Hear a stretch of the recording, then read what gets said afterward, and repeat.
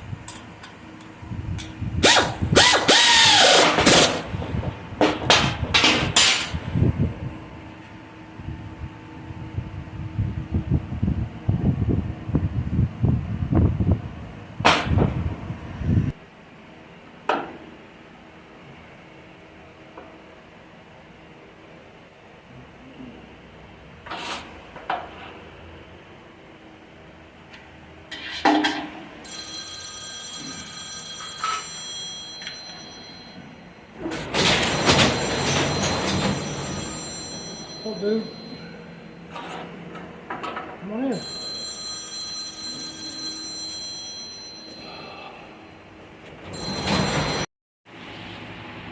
Alright, so I had fabbed this piece here to sit on the cross member to get the transmission raised up, because the modulator valve here on the transmission was laying down on the cross member.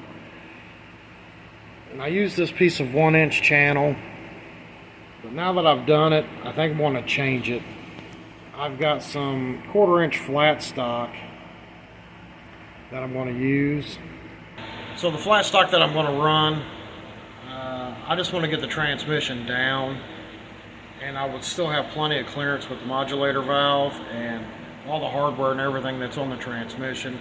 The only thing I'm worried about with the 1-inch channel is that when I go to set the body back onto this frame, that it might interfere with the tunnel, and I don't want that to happen. So my gut's telling me to switch it out, and that's what I'm going to do. Just for funsies, I threw a level on the engine just on top of the valve cover, and it's sitting pretty level. But I think once I pull the channel out of it, I'll get it to favor the backside just a touch. Okay, and I'm using a 2x4 between the oil pan and sitting on top of the cross member here on the front end of the frame to give me the spacing.